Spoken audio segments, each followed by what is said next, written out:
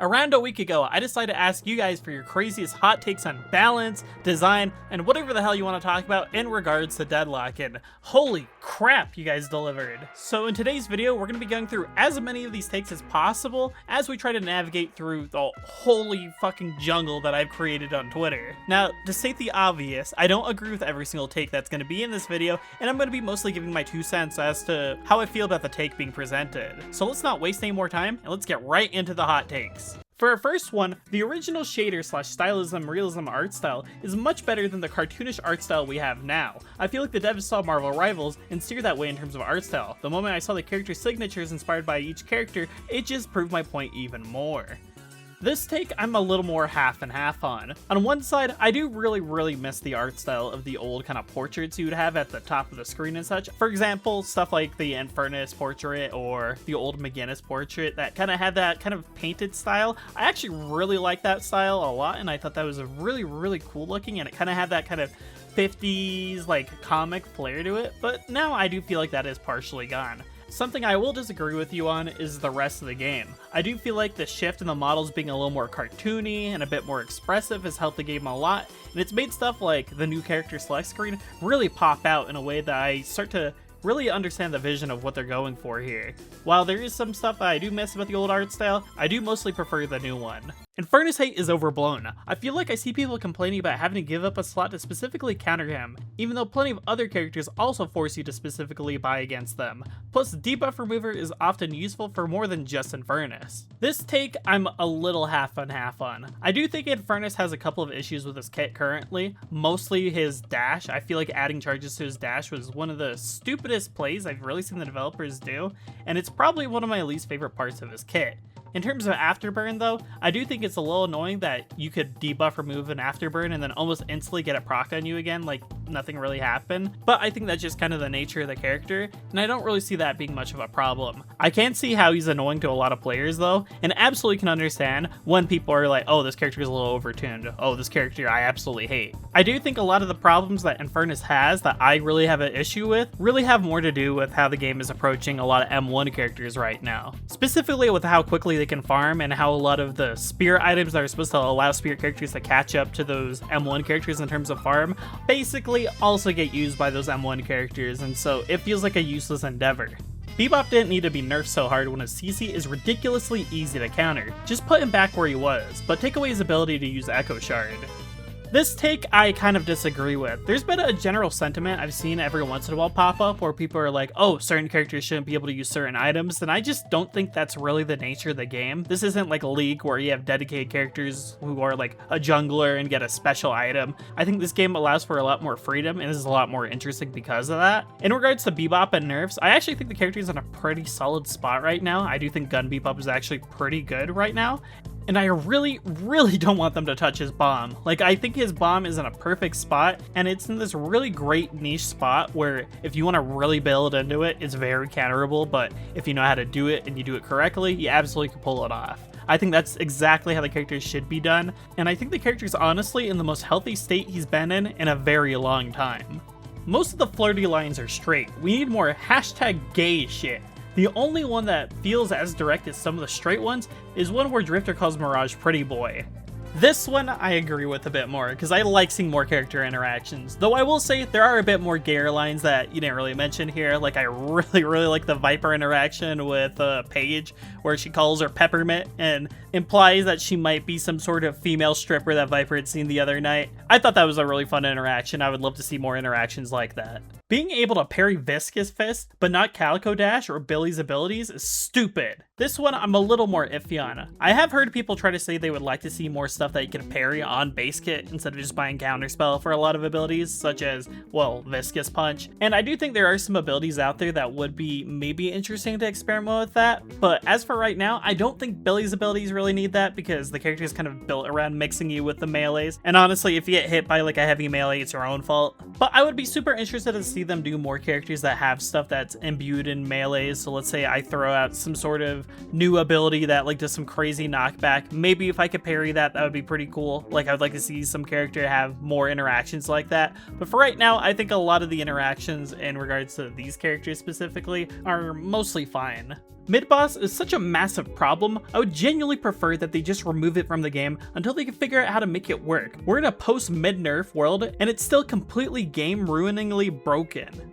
This I'm with you on right now. I do think that mid-boss feels a little too easy. I feel like it is very easy to kill right now, and there's honestly no way to really contest the mid-boss if you have the lead against someone. Like right now the objective feels very, very stompy, and it kind of makes me miss the old days of the old Rejuvenator and how a lot of those really cool comebacks would happen. Like I really miss the old days of when like I would be watching a tournament and there would be a McGinnis who would get like a crazy wall off and they're able to stun the entire team and steal the mid-boss. Like, I want stuff like that back in the game. That felt very cool, very goofy, but really fun to watch on like a spectator level. If they could just bring that back, or maybe bring something close to that back, that would be really awesome because I thought it was really hype and really cool to do. I think the melee system is both very creative and very flawed. It's a skill check that Abrams does very well. However, abilities that deal melee damage get all the benefits of melee without the risk of being parried. Also, if I could say, Lash Bebop is the most evil lane combo. This I don't completely agree with. I do think the melee system does have some flaws that you didn't mention here. Like I do think when items that increase the range of your melee are put into play, it does make a lot of the melee mix-ups just really stupid in my opinion. Like it makes the mind games behind doing a melee build just a little more tilted towards the side of the person doing the melees, and I just don't think that's very healthy. But they have addressed that a little bit with how they nerfed Crushing Fist, though I could see that being an issue in the future again if they start to do stuff with those numbers. As for the abilities that do melee damage imbued into the ability, I do have to say they are a little more niche and often don't really come into play in a way that I think is very toxic. Obviously there's characters like Billy that get a lot of value out of their melee imbued damage by doing Crushing Fist and getting crazy stuns out of nowhere, but I do think some of the other cases such as Viscous and Drifter honestly don't come into play very much outside of, well, the occasional Viscous Punch build, but I generally think it's balanced in a way that isn't very toxic, though I do think Billy around launch was pretty AIDS. Also, in regards to the Bebop Lash lane, I honestly think that Doorman Lash is a lot more AIDS. Like, being able to constantly get slams from, like, max distance is so crazy. The whole shtick of the 7th Moon is kinda ass, and Yamato is doomed to look and feel dumb. Either her entire backstory and theming should be built from anew, or she should be remade to look and feel like she actually had any business to do in New York. If we're talking about current Yamato, I agree, because her current design is really gross, but as for Yamato's stuff that has been leaked in the past by a very handsome looking guy, I do think Yamato looks like she's going more in a direction where it fits that kind of assassin-y, kind of murder for hire type fit that has the suit underneath that really kind of ties into her backstory really well. I actually think that design is pretty banger, and I'm excited to see where that goes. The jungle is overwhelmingly boring, and farming is the least fun means to an end in competitive history. I partially agree with this. I do think Deadlock's current jungle is very, very boring, and visually it's really uninteresting. Like the little eye guys, I generally don't like, and I honestly prefer the Christmas or Halloween ones that come around every year. But I don't think jungling in general is a bad mechanic. I actually really like jungling and stuff like League. It feels very fun, and it feels like there's a constant flow to it that Deadlock is just currently missing with its jungle. I think if they added more variation in the jungle in terms of how the camps move around or like different little side objectives, I think jungle would be looked at in a much better light. So please Valve, get rid of the fucking Mike Wazowskis and give us some cool jungles. Hot take. There needs to be a complete redesign on how the game fundamentally works. There needs to be a solo lane mid and have a jungler/roamer role. For example, the roamer role could run Urn, and the jungler role needs to have an objective more than Sinners. Tease jungle NPC. I could go more in depth. I honestly don't need you to go more in depth because I know exactly what you want. I think you want something more like a League in terms of how they do their roles, and I don't think Deadlock is going to be that kind of game. I think Deadlock is a lot more interesting because you can build characters in very different ways without completely ending. I think stuff like dedicated roles, a solo lane mid, that kind of thing would just make Deadlock another MOBA but with like shooter elements, and I think Deadlock really thrives with a lot of the unique stuff that it approaches. I already think the game low-key already has a kind of a role system in place, but it's a little more invisible. You have people on side lanes who are generally good at getting picks off and stuff, and usually mid lane is where a lot of the action goes on, and thus a lot of people kind of play around that mindset of, okay, our side laners are going to probably be our carries, and we'll be doing a lot of stuff late game, while our mid laners are people who are going to be like support characters, and will often go from the mid lane to the side lane to help people out. I think this approach is a lot more interesting than the one in like League, and I think it gives people a lot more agency to really choose how they want to build their character, and allows for people to really open up as to how the shop works in this game, because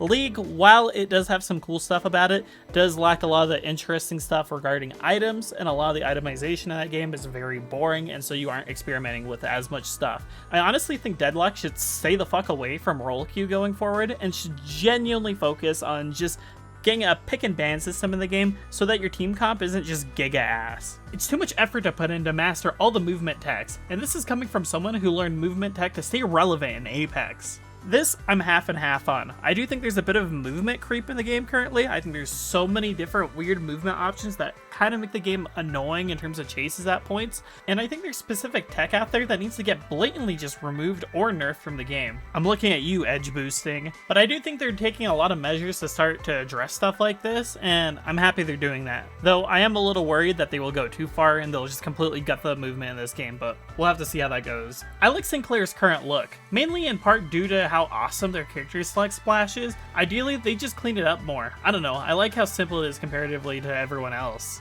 This, I'm kind of with this person on. I actually really like the weird mannequin look that Sinclair has going on, but I would like if the model changed anytime it switched to Savannah. I just think it would add a lot more personality to the character. It would make it so it's not just like this ambiguous, weird Slenderman kind of guy. Like, I would like if Henry was the weird Slenderman guy, and then they went for like a weird like mannequin girl when you go into like Savannah mode. I don't really like the vampires we have. I would like to have a silly vampire like Slayer from Guilty Gear. He's very powerful, but also very funny. Or a depressed vampire that's sad because he can't enjoy the sun anymore, for example. This I kind of disagree with, mostly because we just got a bunch of vampires, and I honestly have already seen a lot of people complain about the fact that we got like 2 vampires in one update, and I would like more monster variation in the game. Like, I want like a mummy or like a werewolf in the game. I love like exploring vampires. Like, Castlevania is one of my favorite series out there right now, but I do think the game needs a little more variation in terms of monsters. Like, again, give me like a fucking werewolf or something. I'm so down for that kind of thing. Personal gripe, but Yamato being ignored in general is because she doesn't speak English, has an immigrant status,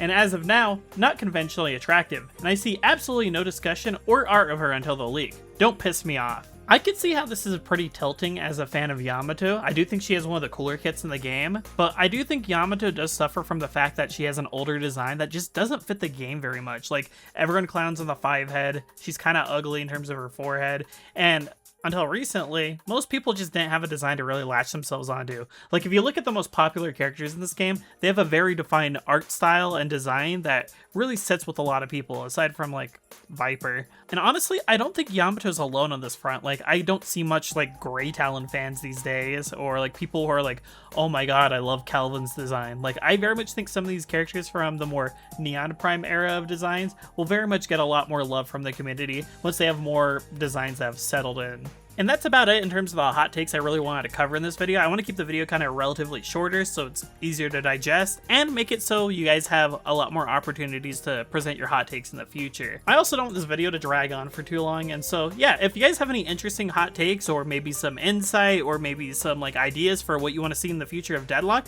let me know down below, and I would love to talk about them in the future. Otherwise, I will probably put a tweet up just so the people on Twitter also can have a chance to kind of speak up and give their takes and stuff. So next video will probably have like a mix of like YouTube like hot takes and like Twitter hot take, but don't expect it to be the exact like next video that comes from me on this channel. Again, I have other projects on the main channel, and I'd love to talk about some other stuff in regards to Deadlock on here too. So if you guys want to see my content going forward in terms of Deadlock, please subscribe to this channel. And if you guys want to check out some of my other stuff, more like analytical content, then I would highly recommend you check out my main channel too, where I cover stuff like Silent Hill F most recently and such. But for now, this has been Sleep, and I hope to see you guys next time. Bye-bye!